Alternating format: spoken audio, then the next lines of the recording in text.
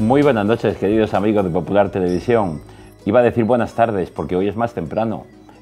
Nos faltan muy poquitas horas, 4 horas, cuando termine nuestro programa para celebrar un año más la Misa del Gallo, el día de Nochebuena, la Navidad. Estamos en el 24 de diciembre. Nunca decimos la fecha porque cada uno de ustedes ve este programa pues cuando puede, y a veces en las redes sociales, a través de YouTube. Pero hoy emitimos este programa especial. Por dos razones. Primero, estamos en Navidad y el año pasado hicimos un programa especial, si recuerdan, con 4 niños, cómo vivían su fe y cómo vivían la Navidad. Y este año también un programa especial porque también celebramos que cumplimos 200 programas. Y cuando empezamos hace 6 años y medio nadie pensaba que esto podía llegar. Tampoco empezamos con ninguna pretensión, simplemente manifestar la vida de Dios reflejada en tantas personas del día a día cotidianas. Y hemos tenido de todo. Lo que no hemos tenido ha sido un hermano franciscano y un amigo, porque yo a Paco Fresneda, y te digo Paco Fresneda, pero porque es como te conoce la gente. Sí, sí. Sin embargo, Martínez. Francisco Martínez Fresneda. Sí, aquí sí. La madre, doña Juana, ha pesado mucho, ¿no? Claro, siempre cuando tenían sus disputas, mis padres, cariñosísimas, ¿no? Siempre decía ella, ¿por qué te conocen a ti? ¿Por qué conocen a tus hijos? Lo conocen por su madre. Y a su padre, ¿qué han sacado de su padre? Los defectos: vienen tarde a casa, le gusta el fútbol, fuman, y sin embargo de su madre han heredado el apellido, el conocimiento de la gente y también la fe cristiana y el amor a Dios y tal. Y entonces ahí es cuando viene a pelear. No, también de su padre han aprendido. Entonces ahí don Antonio decía, el Antonio y Juana, tus padres, ¿no? Sí. ¿Qué recuerdas de ellos? Así como, decir, ahora mismo dices, si tengo que hablar de mis padres, ¿qué diría de ellos? Yo diría dos cosas. Mi madre es la que en casa organizaba perfectamente. Organizaba perfectamente y nos conocía al dedillo a todos nosotros. Y tenía como una cierta, diría, mansedumbre, bondad, en el aspecto de comprensión de nuestras faltillas. Sin embargo, la bondad en cuanto tal, encarnada, estaba en mi padre. De hecho, cuando teníamos que comprarnos cosas, los zapatos o los pantalones, preferíamos ir con mi padre porque nos dejaba a nosotros elegir. Claro. Es decir, tenía más respeto, pero a la hora de castigar, cuando hacíamos alguna trapisonda en casa, entonces era mi padre. Siempre después le protestábamos a mi madre, tú eres la que se lo has dicho, tú eres la que lo has tentado y tú eres la que nos has descubierto, ¿no?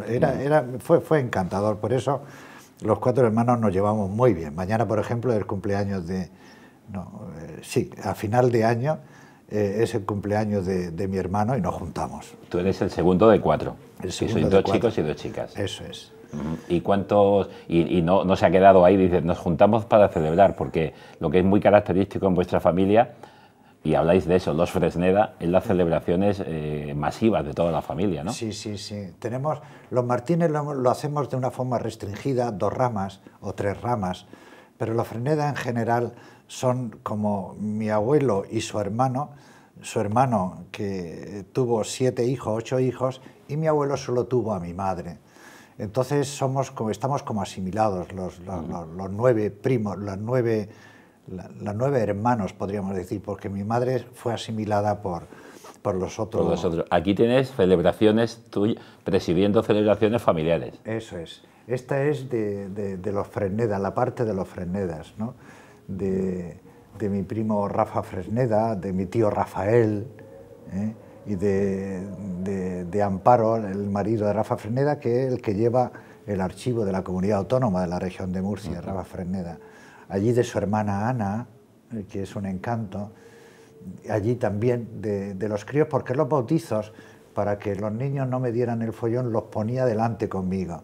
A los pequeños. Y le explicaba a ellos el bautizo. En vez de a la gente mayor o a los padres, le explicaba a ellos. Y explicándosele a ellos, yo me esfuerzo para que lo entiendan, y así lo entendían todos. Lo entienden todos. Lo entienden todos. Te cuento una anécdota que me decían en Santomera. Yo tenía una misa con niños, estando de párroco allí, y un día le decía a algunos mayores, digo, habéis cambiado la hora, vosotros venís a las 9 y habéis cambiado a las 11, ¿qué? Porque hace más frío. Dice, no, porque lo entendemos más. Claro. Pues así es, explicándoselo a los niños, los tenía atados, los tenía callados, pendientes. Y a la gente también porque la entendía. Y después le preguntaba, y les pregunto, sigo haciéndolo, vamos a hacer 5 signos. Cuando le ponemos el aceite, el óleo, después cuando llegamos al agua, a la tercera el crisma, que no suelen aprenderlo, digo, ¿qué hemos hecho hasta ahora? Y ya estamos haciendo el ridículo. Ya, y seguro que habría alguno espabilado que decía, eso yo me lo sé, que estuve en el otro anterior, en el bautizo anterior. Paco, tú eras un enamorado, como has dicho antes, del fútbol. Del desde fútbol, niño. de toda la vida. ¿Y sí. tuviste problemas para salir temprano de casa y esas cosas? Sí, ¿no? en la parroquia de San Lorenzo, realmente Murcia en mi tiempo hace 70 años, nos movíamos qué guapo estaba aquí, qué guapo estabas aquí. ¿Has visto de un año? Unos ojazos tremendos. Sí, sí, los ojos de mi madre, dice. Bueno, Murcia, si la pensamos bien, todos nos movíamos en mi tiempo de niño y de adolescente en torno a las iglesias. Íbamos los franciscanos al cine y al teatro, que lo hacía la Juventud Antoniana. Recuerdo que era una peseta que teníamos que dar para que después le compraran los trajes de niños de primera comunión a los pobres que hacían la comunión a merced. Después, en San Lorenzo, que era mi parroquia, que es mi parroquia, donde se casaron mis padres y estamos nosotros bautizados, allí teníamos el equipo de fútbol que llevaba Ramón, que en paz descanse, que era el sacristán, con don Juan Sánchez Navarro, antes fue don Manuel, o sea, unos párrocos extraordinarios que tuvimos allí. Y allí es donde formalizábamos el equipo de infantil, de infantil, que entrábamos en las competencias regionales o de la ciudad, de equipo infantil a los maristas, los capuchinos, generalmente colegios o institutos. Y claro, teníamos que entrenar. Y a las 7 de la mañana teníamos que irnos a Zarandona a entrenar antes de entrar a las 8 o a las 8:30 al instituto. Claro, mi padre dice, pero estás también de la cabeza. Y tuvo que ir el párroco con Ramón a convencerlos de que no me iban a pasar nada, que me iban a dar de desayunar, que todos los jaleos. Que yo recuerdo que la primera visita de alguien extraño a casa que vino por un asunto nuestro, ¿no? de los hijos. Después íbamos a los jesuitas para jugar al ping-pong, al futbolín, a las congregaciones marianas del Padre Solís. ¿No ves? Todo era en torno a lo que eran las iglesias, las parroquias, que no era una cuestión estrictamente religiosa, sino social. Yo recuerdo todavía los cineclubs, donde empezaban las primeras televisiones, estaban en torno, o se ponían unas películas con el Super 8 aquel, y era en torno a eso, porque no existían otros sitios de diversión para la gente joven y los niños, y era un poco...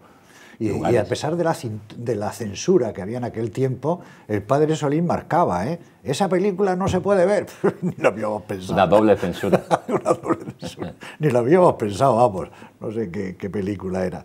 Pero sí nos llamó la atención como no nos podíamos ver. Y después, cuando se abrió la avenida de José Antonio, la avenida Salcillo de hoy, no podíamos pasar del jardín de Santa Isabel, porque estaba la Cuesta de la Magdalena y todas esas cosas. Y, es tremendo el control. Y Murcia era un pueblecito pequeño, un pueblo pequeño que vivíamos en torno a las iglesias.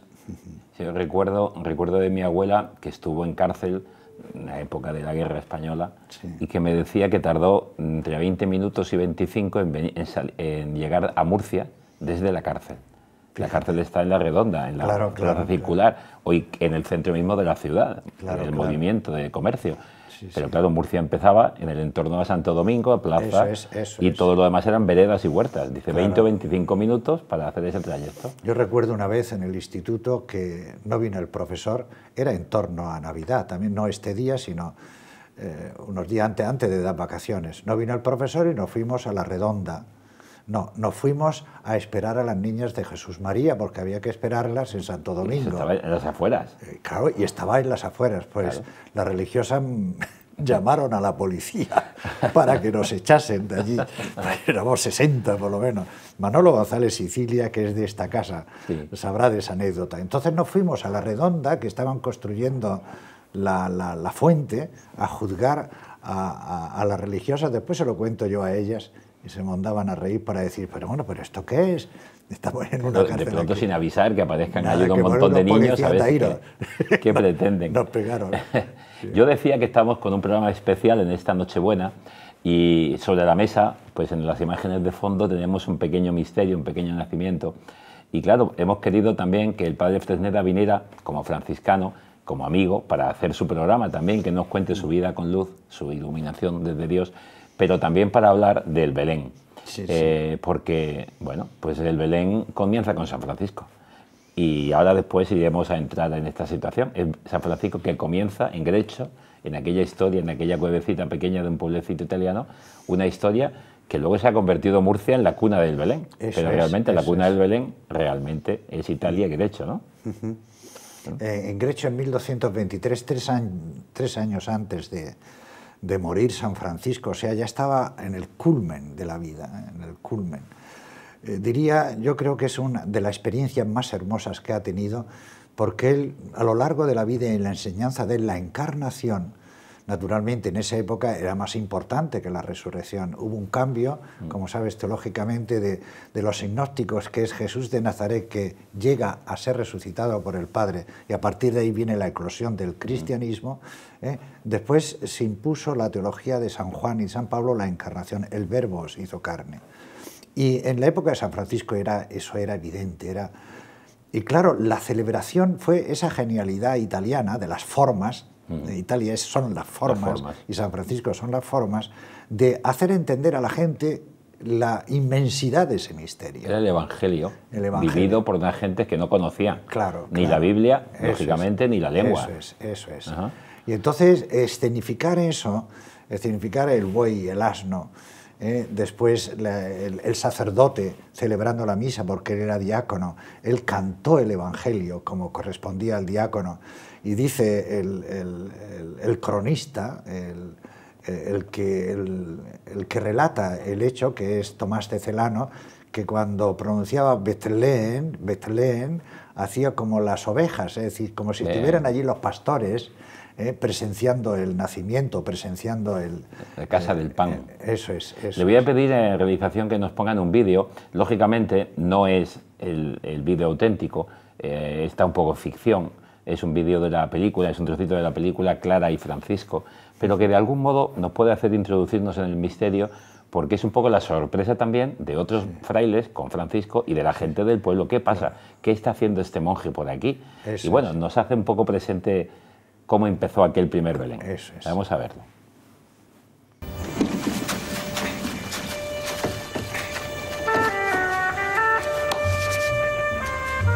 Dile al buey que se ponga un poco más a la derecha. Vamos. Sí.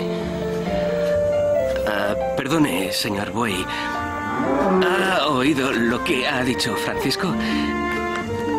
Échese un poco a la... Un momento, voy a ayudarle.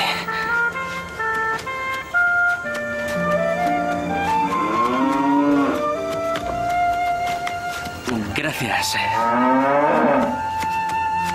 ¿Así? ¿Este está bien? Esta noche te vamos a necesitar. ¿Quieres ayudarnos? Pues ven conmigo.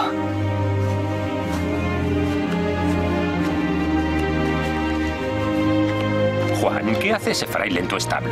Dice que está haciendo una recreación del portal de Belén. ¿De Belén? ¿Pero está loco? Puede.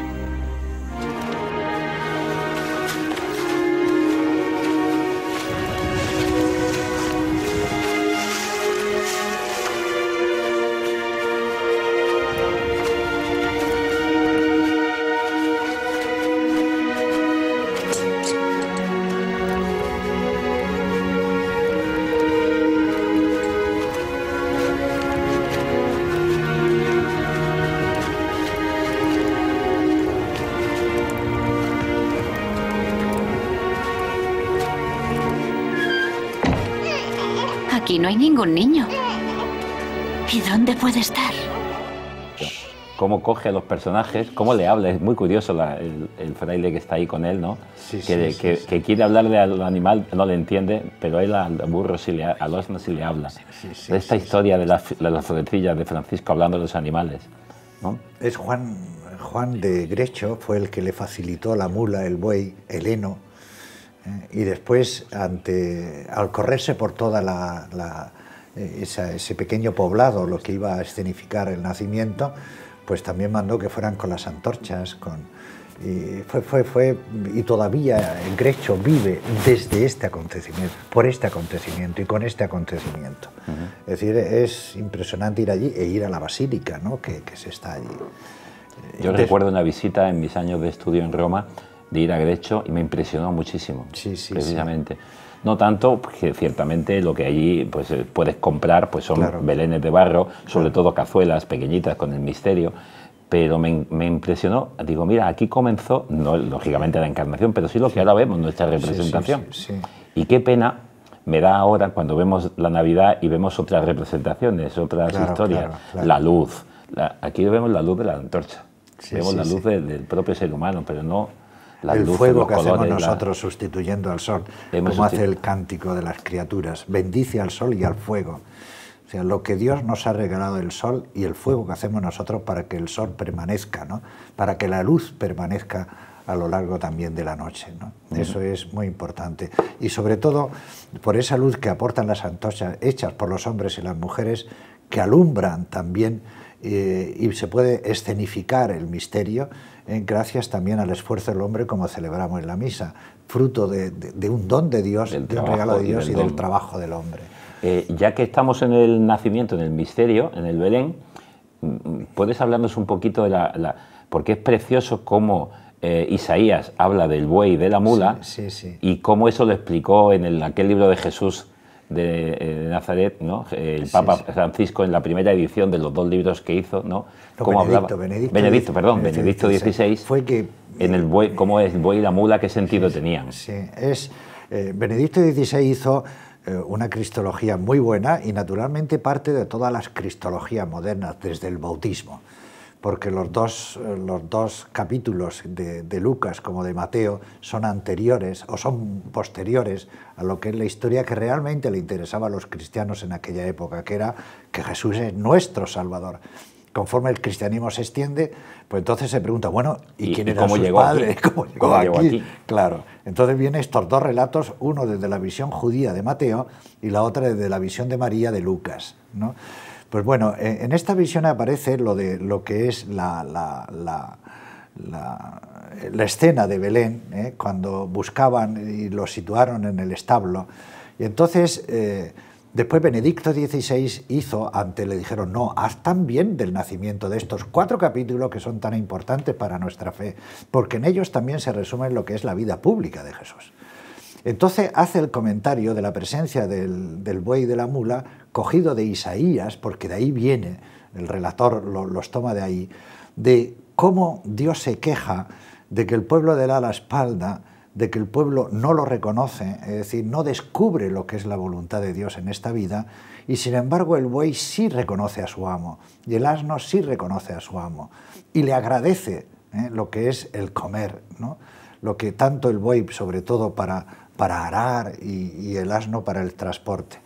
Entonces, Benedicto XVI comenta de una manera, pero preciosa, ¿no?, en esa audiencia de los miércoles y también en este libro de la infancia de Jesús, cómo ellos reconocen al Hijo de Dios que está ahí. No están ahí solo para calentar a Jesús, para dar un ambiente, diría, caluroso, naturalmente templado, a una noche fría del invierno, sino también porque reconocen a su amo, y en este caso su amo aquí es Jesús.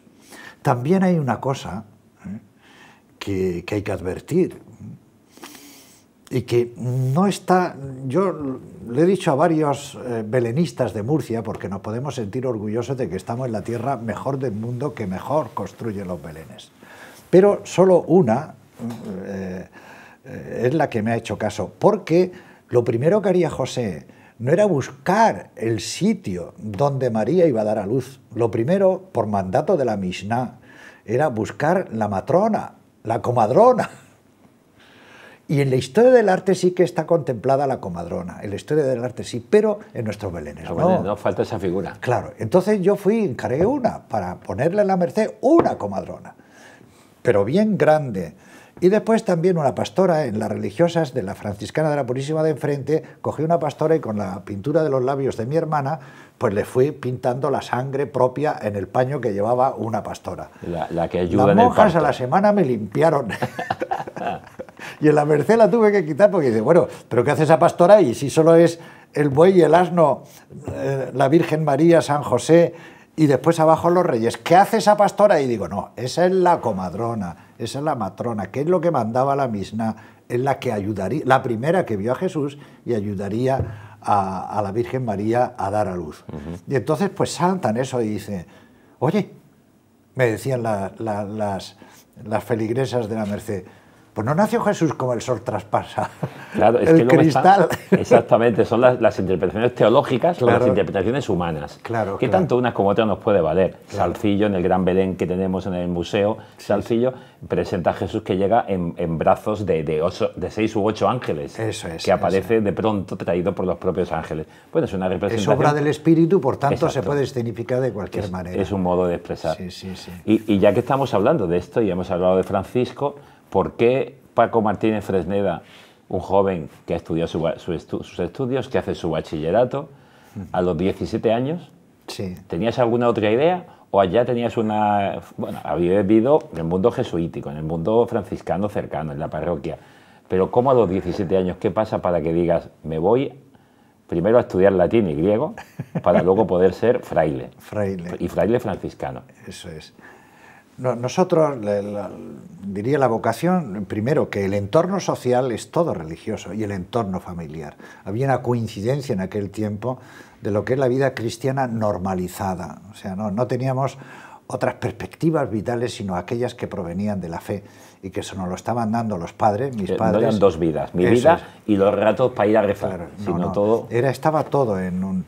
El sistema realmente, diría, como para mí me di cuenta conscientemente de la vocación, fue el entorno al Padre Solís, que sí él ahondaba las vocaciones religiosas, lo que era la vivencia de la fe y lo que era el sentido auténtico de la fe, al margen de lo que las familias nos educan, que es fundamentalmente para los dos postes que sostienen nuestra vida, que es fundar una familia y tener un trabajo digno. Ahí va toda nuestra educación de siempre, ¿no? Los estudios. Bien, el Padre Solís rompía esos dos pilares y dice, bueno, también hay otros sistemas de vida que merecen la pena seguir, los que nos ponían los sistemas de vida extremos de lo que es la vida cristiana, de lo que es una diócesis o una comunidad cristiana, que es la oración, la vida contemplativa, la misión, que es las misiones entre infieles o las misiones de América, y lo que era la vida intelectual. Es decir, también esas las cubre y la vive la Iglesia. Y en general, decía él, y lo decía muy bien, es decir, todo eso responde a un entregar la vida por completo a los demás, ¿no? O sea, sí. Dios nos llama solo para fundar una familia y, diría, responsabilizarse de un trabajo social para hacer avanzar a la sociedad, que también, la mayoría. Pero hay gente que quiere liberada para... Y entonces eso poco a poco no lo cultivaba. Y de hecho él, pues hay sacerdotes en la diócesis que vienen de él, franciscanos, dominicos, jesuitas. Qué importantes son sacerdotes y personas desde pequeñito que te inculquen que el mundo es mucho más de lo que son las cuatro paredes de casa. Eso es. Y hay mucho más donde se puede ir, donde se puede acudir. Sí, te abran horizontes para estudiar, tú puedes valer, tú tal, no te limites a cuatro cosas. Luego será lo que sea, pero abrir abanicos. Ahí, mi madre, fíjate lo que era la educación de los padres. Ha salido ahí la primera comunión que le dicen las carmelitas detrás del Rex. El Colegio Mayor Azarbe era el colegio de las carmelitas, ¿no? Y ahí estuvimos mi hermano y yo, justo ahí, mi hermano Antonio y yo, hicimos la primera comunión porque nos llevamos 16 meses. Y entonces a mí me aguantaron hasta los 10 años, de ahí ya salí para estudiar, para hacer el ingreso. Bueno, pues cuando salimos del colegio, ¿qué tendría mi hermano? 8 años y medio, nos llevamos 16 meses y yo 10 años, nos llevó directamente mi madre y mi padre al Padre Solís. Aquí los tiene, para que no se extravíen. Que no se extravíen. De aquí al instituto, que no se extravíen, es decir, que pasan de las carmelitas, de la monja al Padre Solís. Era así. Y claro, en ese ambiente llegó un momento en que Dios te exige una realidad más allá de lo que normalmente es la vocación de todo humano, ¿no? De toda persona humana. Y no fue ningún trauma, no fue como algo natural. Y así lo he vivido siempre. Lo que pasa es que la reacción, sobre todo materna, fue muy negativa. Siempre que iba mi madre y mi padre a verme al Centro de Estudio de Filosofía de Ellín, o bueno, ya en Madrid cuando estudié en Comillas, venía yo aquí, decía siempre, el taxi tiene un sitio libre, te voy a volver a casa. ¿Quieres venirte? Pero siempre lo decía, digo, mamá, por Dios, lleva cuidado, lo que está diciendo, nada, ella no. Pero cuando canté misa, ya se cayó. Cambió todo. Ya cambió todo. Ya eso de salirse de cura era muy serio, porque ibas al infierno derecho. Ya no se atrevió nunca a preguntar más. En aquella época, ¿dónde fueron esos tiempos de estudios? De estudios fueron en Jumilla, en Santa Ana, fue el noviciado, en Lorca, latín y griego, porque el breviario se leía en latín, y entonces los textos todo estaban en latín. Entonces no podías tú acceder a la vida religiosa si no sabías latín, como lo mismo pasaba en el seminario, exactamente igual. Y yo, como había hecho el bachiller de ciencias en el Alfonso X, pues no, el latín era muy flojo. De los 4 primeros años no sabía prácticamente latín.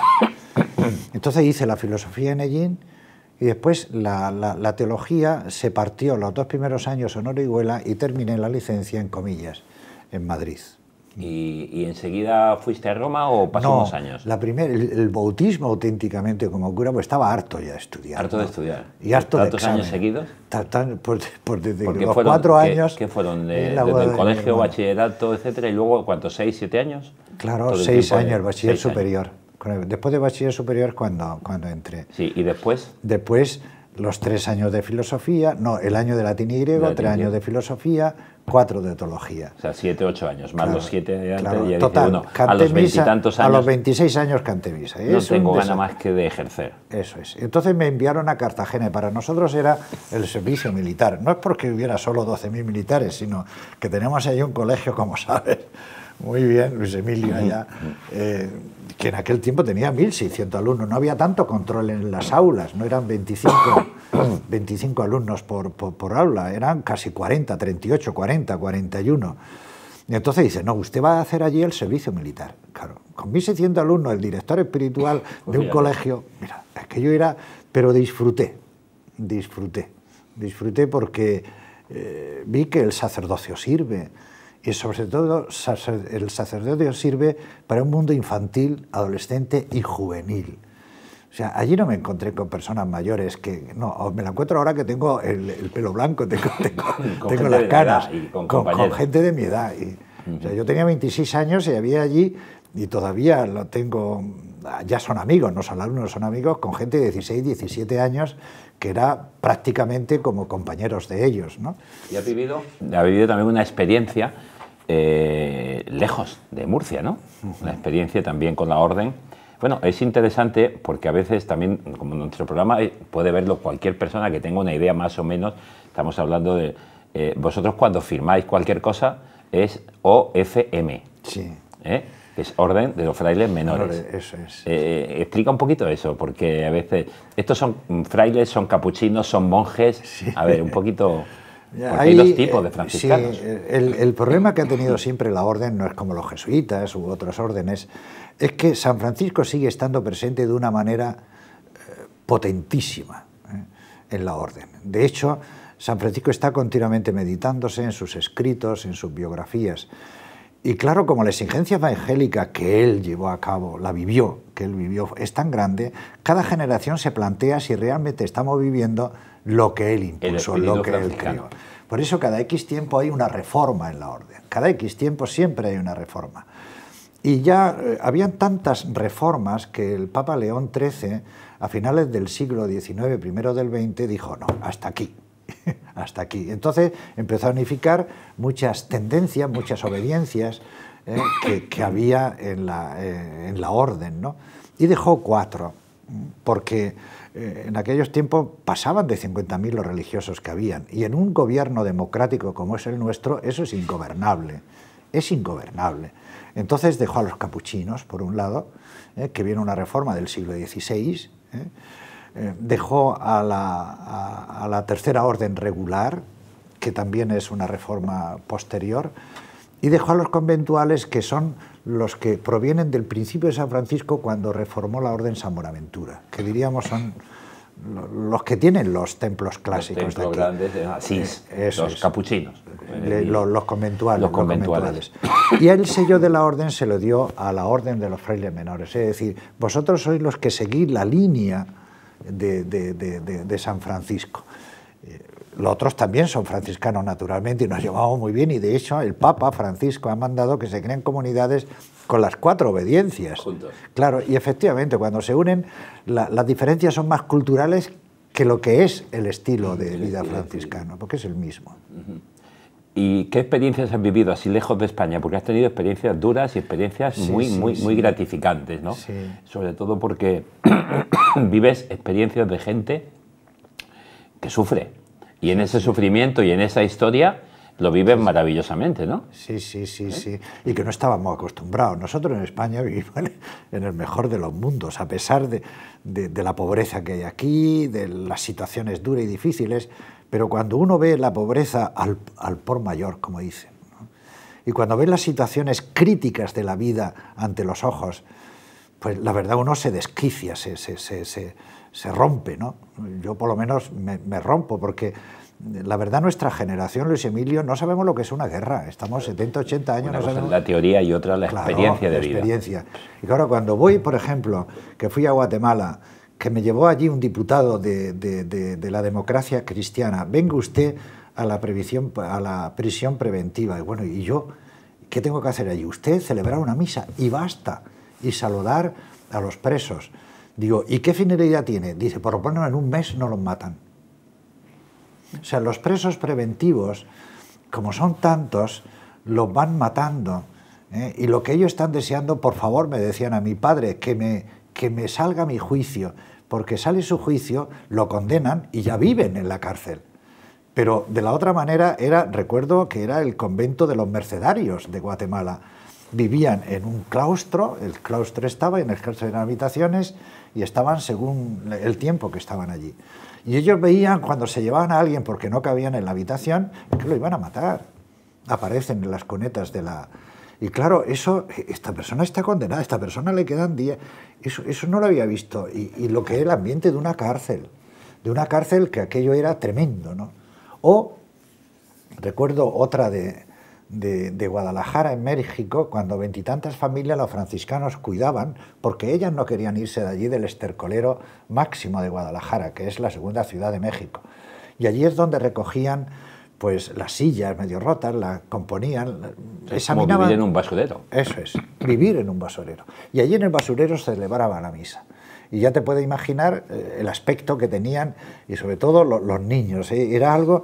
Y yo se lo decía al compañero de allí, de Oaxaca, y no hacéis nada. Claro, los niños los vamos rescatando, como en Guatemala también, hay toda una fosa, como un río subterráneo, como un valle que rodea la ciudad, y allí vienen pues, muchísimos habitantes de Guatemala que vienen a la ciudad para comer y se meten allí. Y allí no puede acceder nadie, ni la policía, ni el ejército, allí se matan, allí todo.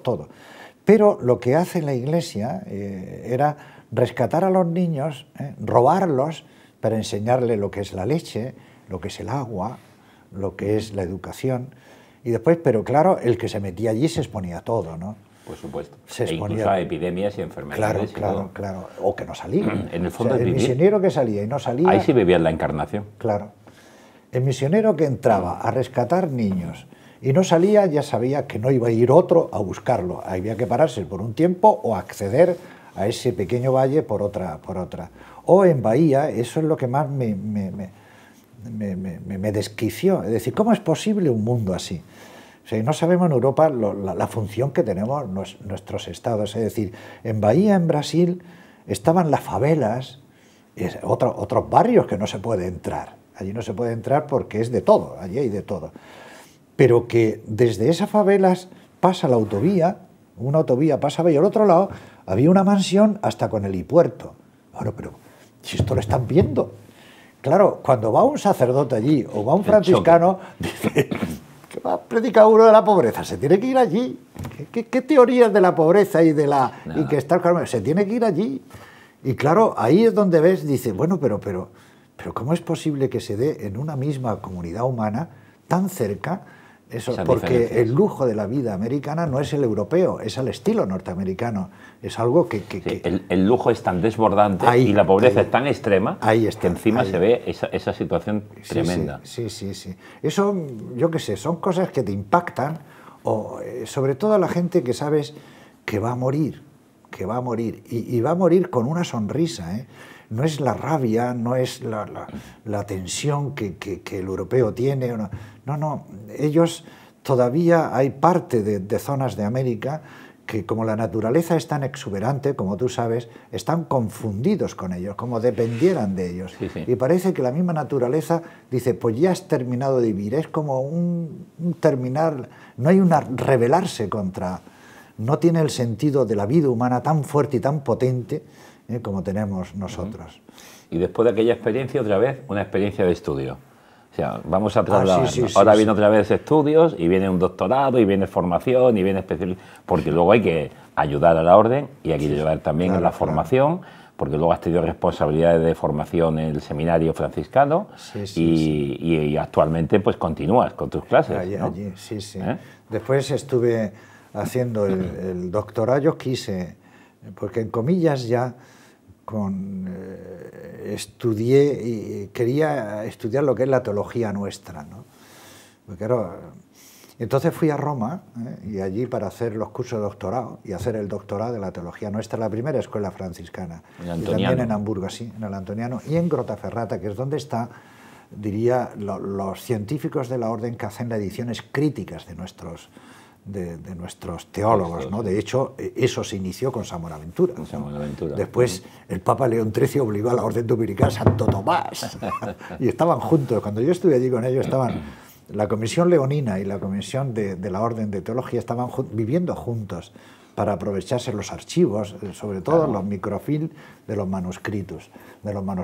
Entonces, fue un encanto. Y a partir de ahí, pues ya dedicarme toda la vida a enseñar, que es lo que me ha dedicado la orden. Y ahí, tonto, porque ahora mismo de todo tipo, has formado actualmente muchísimos, has participado en la formación de muchos frailes, hermanos religiosos, has participado en la formación en la ciencia de la familia que tenéis, en la teología fundamental, donde hay facultad aquí en vuestro instituto. Que es muy curioso, pues estabas hablando de la cárcel en Guadalajara, digo, en Guatemala. Estabas hablando de la cárcel, los mercedarios, y vosotros estáis en Murcia en un antiguo convento mercedario también, ¿no? Pero no le digas a los frailes de Murcia que estamos en una cárcel. Por supuesto. Estamos muy bien ahí. Lo que pasa es que hay mucho ruido. En torno a la universidad hay mucho ruido. ¿Qué tal el nivel, no el nivel, digamos, de estudios, sino el nivel de aceptación de la gente que tenéis? Porque la gente viene a estudiar, quiere estudiar teología. Y ¿por qué? ¿Por qué viene la gente y cómo encuentra los estudios de teología en las distintas secciones que tenéis y qué podéis? Sí. Hay muchas motivaciones. Es decir, los seminaristas, porque tienen, como todos nosotros, como tú y yo, ¿no? Es obligatorio hacer el ITER filosófico-teológico para acceder al sacerdocio o a una profesión solemne.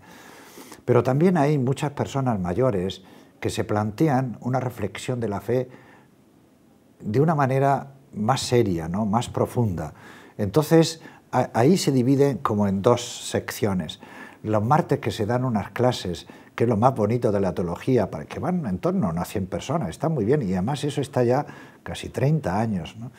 Que se da lo más bonito, lo más granado de la teología, con cursos o seminarios de temas actuales, ¿no? que el Papa dice o que la Iglesia diocesana lleva entre manos. De hoy eso es. Lo que se está viviendo en la diócesis o lo que está viviendo en la Iglesia, como patrocinado por nuestra jerarquía, que ahí haya una reflexión también para esta gente.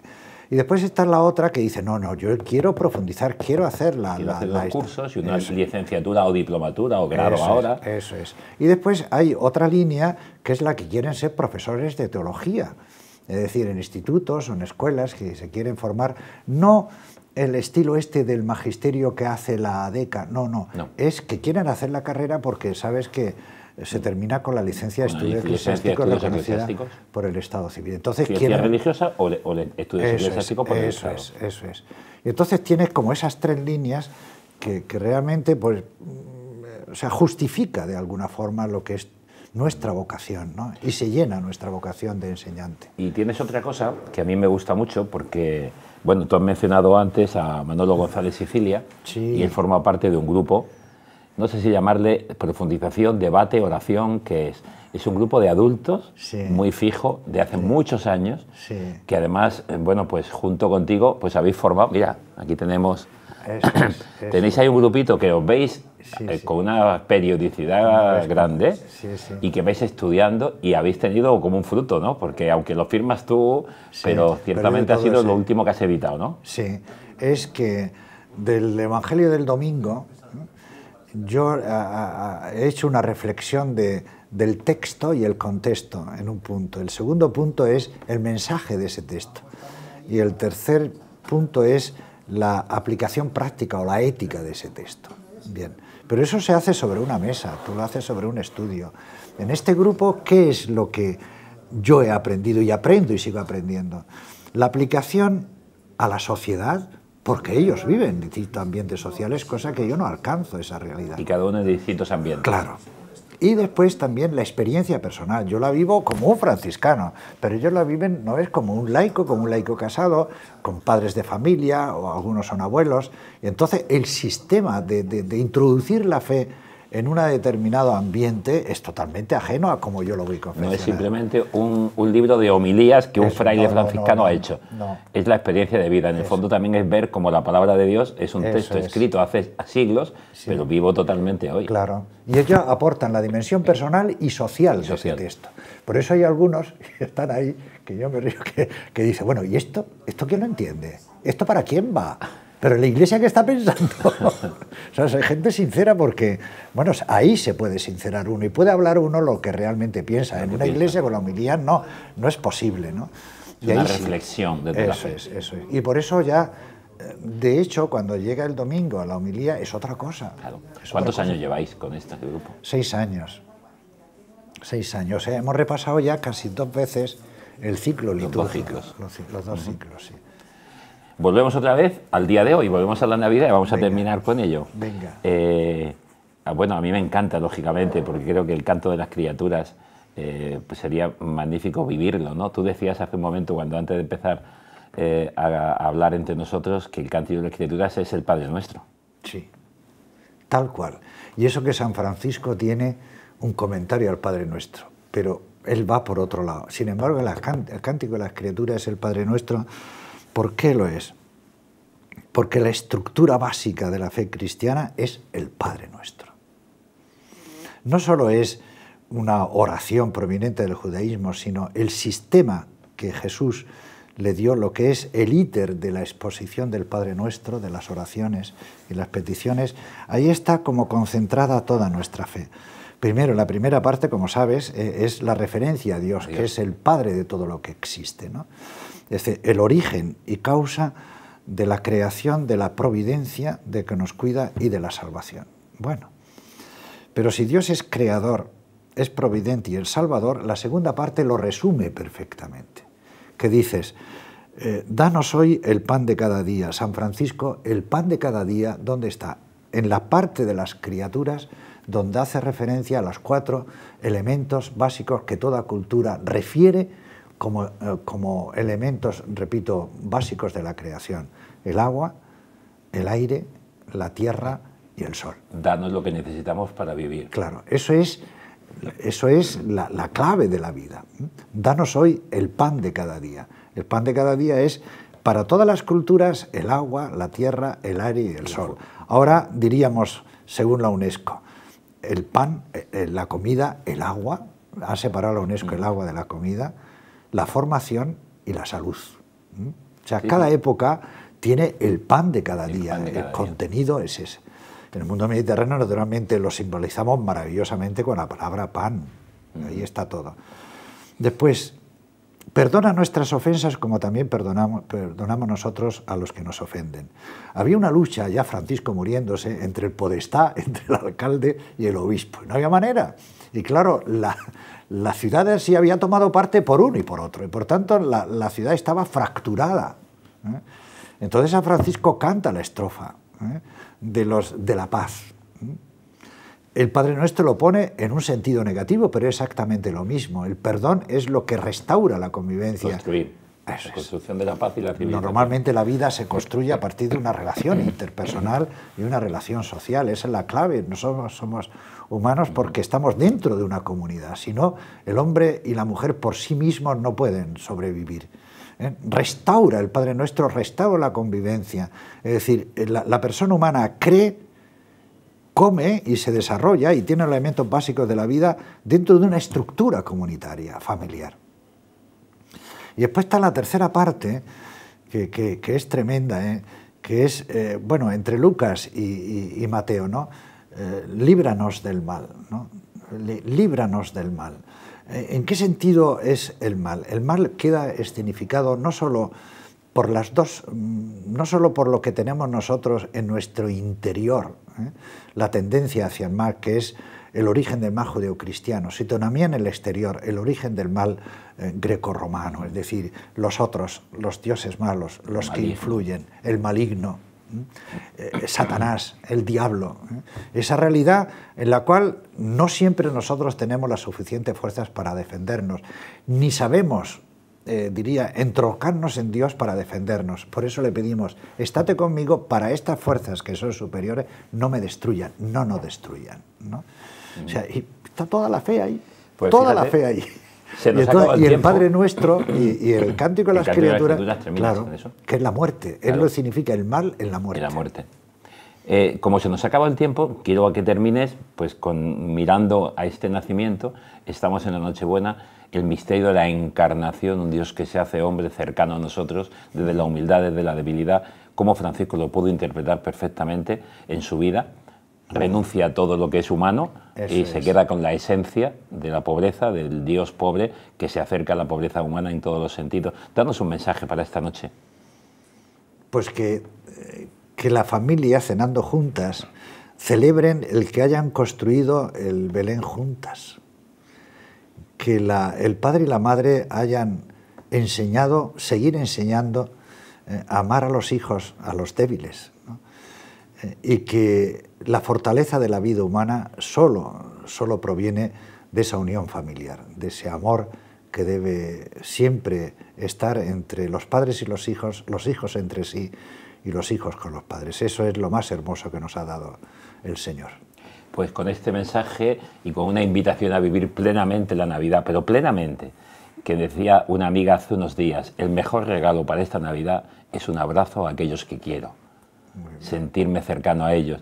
Y también, lógicamente, el primer domingo a continuación de Navidad celebramos a la Sagrada Familia. Claro. No se nos olvide la vida en familia, como nos decías, y que Jesús se quiso hacer no solo humano, sino familia, y venir entre nosotros así, y que nos quiere familia. La familia franciscana, decís vosotros, la familia jesuita, la familia de la Iglesia, los hijos de Dios. Pues muchas gracias, Paco. A ti, ha Luis sido un rato agradable y larguito que hemos hablado en nuestro programa. Y que a conserven ustedes, la señoras y señores, pues muchas gracias por habernos seguido. Quizá este programa se pueda emitir varias veces en esta Navidad, pero queríamos que estuviera presente antes de que ustedes tengan esa cena familiar de Navidad y sobre todo antes de celebrar esta noche, y les invitamos, dejen todo en la mesa, se recoge más tarde, pero celebren la Nochebuena con la misa conocida como del Gallo, la misa de la Encarnación del Señor, y que sea de verdad carne en sus vidas. Feliz Navidad y muy buenas noches.